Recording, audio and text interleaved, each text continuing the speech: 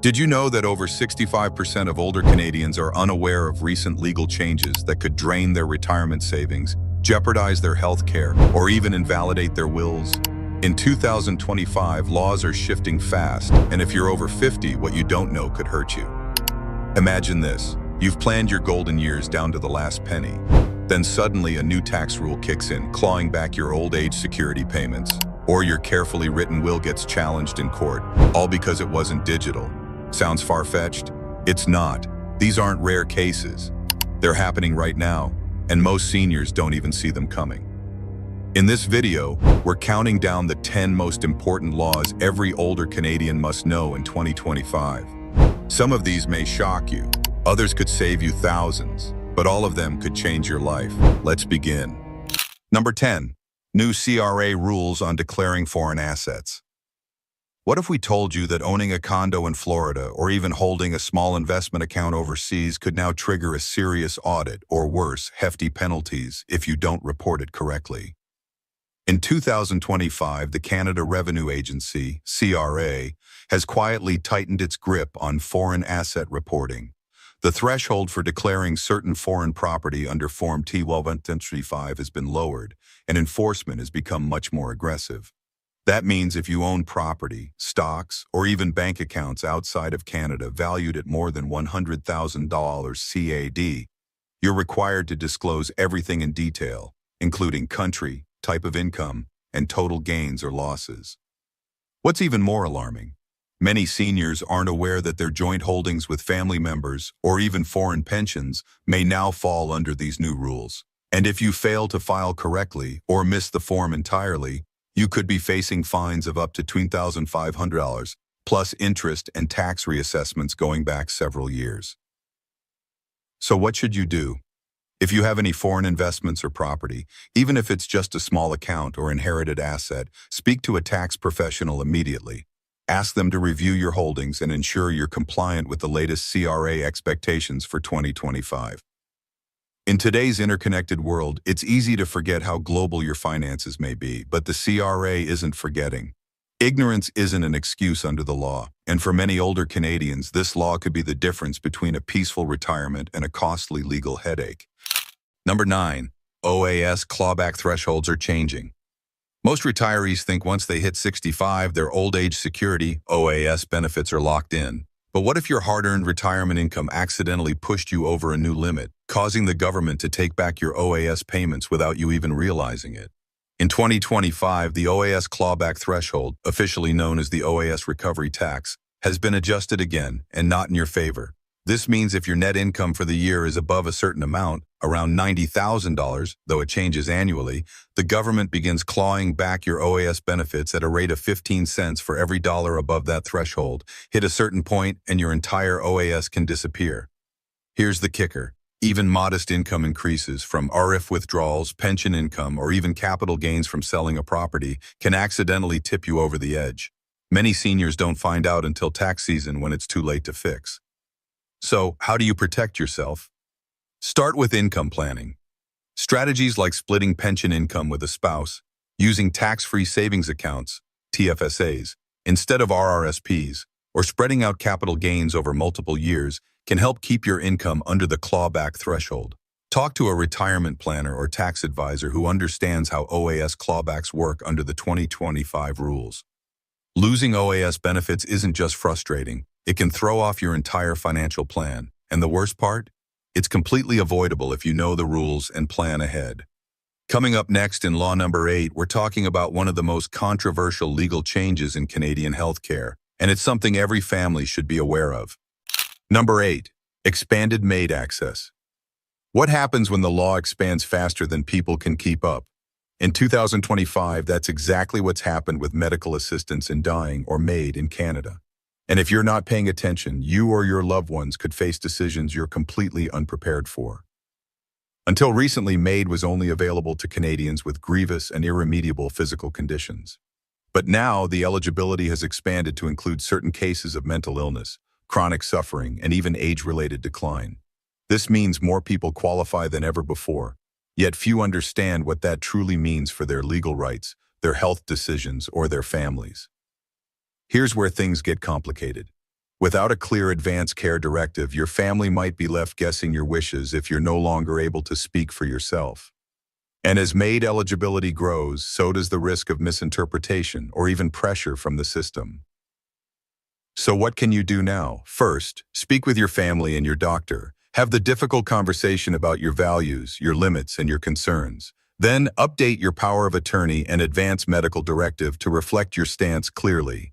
You can also consult a lawyer familiar with elder care law to make sure your documents are valid under the new federal and provincial MAiD rules. This law is not about fear, it's about control. Knowing where you stand means ensuring your voice is heard even when you can't speak. Number 7. Paper wills may no longer be enough. Imagine spending years crafting your will, deciding who gets what, how your estate is divided, and who you trust to carry out your wishes, only for it to be challenged or rejected because it wasn't digital. That's the reality many older Canadians may face in 2025. Provinces like Ontario and British Columbia have now passed laws recognizing fully digital wills and virtual witnessing as legally valid. While this might sound like progress, it's also unfamiliar territory for most people over 50 who grew up with the belief that a handwritten, signed, and witnessed paper document was enough. Here's the risk. If your current will hasn't been updated to comply with the new electronic witnessing or storage requirements, it could be considered outdated, contested in court, or even declared invalid, especially if there's any ambiguity or missing witnesses. So what should you do? First, review your will immediately, especially if it was created more than 5 years ago. Then, speak to an estate lawyer who is up to date with digital documentation laws in your province. They can help you either digitize your current will or create a new one that's both legally solid and future-proof. Also, make sure your executor knows where your documents, digital or not, are stored. This law isn't just a technicality, it's about making sure your final wishes are protected in a world that's becoming increasingly paperless. Don't let outdated paperwork jeopardize your legacy. Next up in law number 6, we'll uncover a surprising change in how AI is now involved in diagnosing your health and what legal protections you must know about. Number 6, your doctor might not be human. Would you trust a robot to diagnose your heart condition or an algorithm to decide whether your symptoms require treatment? In 2025, this is no longer science fiction. It's already happening. And the laws around AI and healthcare have just taken a major turn. Across Canada, new legislation now allows AI-powered diagnostic tools and virtual care bots to be used more widely in primary healthcare, especially in telehealth services. On paper, it's a move to speed up access, reduce costs, and ease pressure on the system. But here's the issue. Most patients don't know when AI is being used in their care. And until now, there were no legal rules about disclosure or accountability. The new 2025 regulations aim to fix that. Healthcare providers are now required to inform patients when AI is involved, and they must offer a human review option if requested. However, these rights aren't automatic. You must ask for them. If you don't speak up, you may never know that a machine made your diagnosis. So, what should you do? Next time you visit a clinic or have a virtual appointment, ask directly, is any part of my care being handled by artificial intelligence?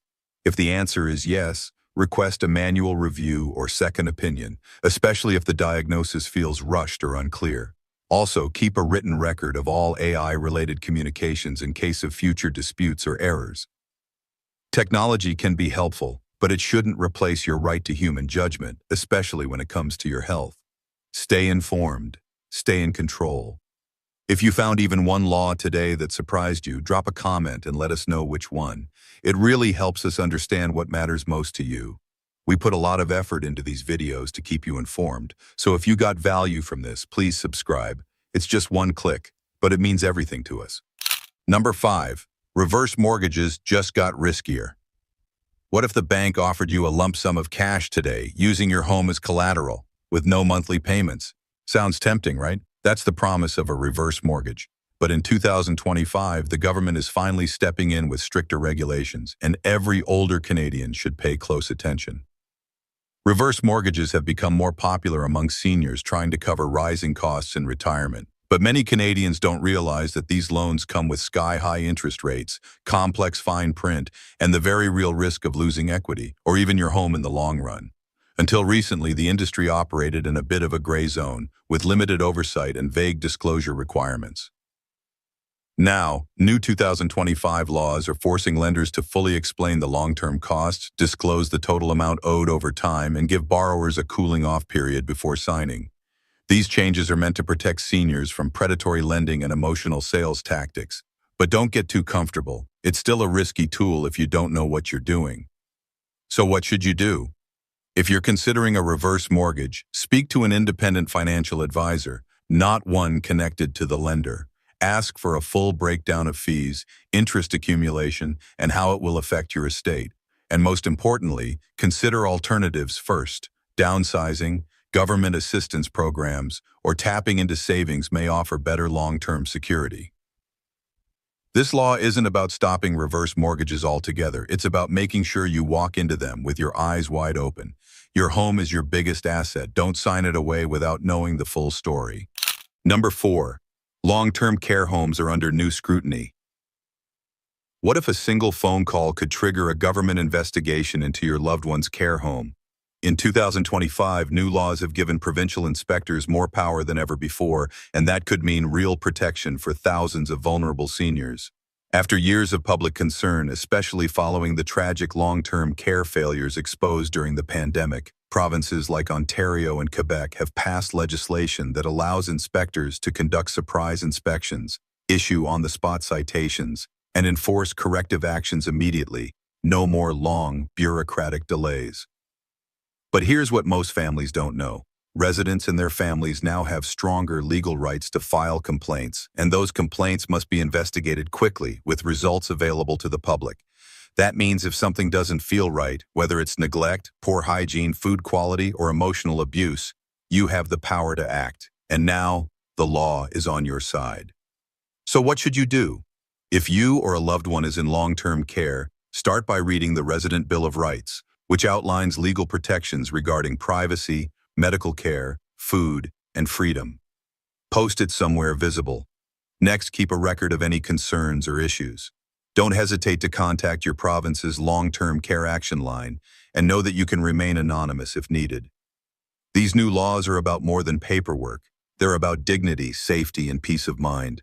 Long-term care should never feel like a gamble. Now, thanks to stronger legislation, it doesn't have to. Number 3, the FHSA gifting loophole. What if you could help your grandchild buy their first home without paying a single cent in taxes, thanks to a powerful new tool introduced in Canada that's now a very real possibility? In 2025, the First Home Savings Account, FHSA, has become a game changer for younger Canadians. But here's what most seniors don't realize. You can help fund it legally and tax efficiently. The FHSA allows anyone aged 18 to 71 to contribute up to $8,000 per year, to a lifetime maximum of $40,000. And when that money is used for a first home, both contributions and investment gains are completely tax-free. The smart part? There's no law stopping you from gifting the money to your child or grandchild so they can contribute it to their own FHSA. As long as the account is in their name, they get the tax deduction and the growth. You just gave them a massive head start on homeownership. So what should you do? First, talk to your family. If your children or grandchildren are considering buying their first home, educate them about the FHSA. Then, speak with your accountant about gifting limits and how to avoid triggering any unnecessary tax implications, like attribution rules or capital gains from liquidated assets. This law creates a rare window where generational wealth can be built tax-free, and it's perfectly legal.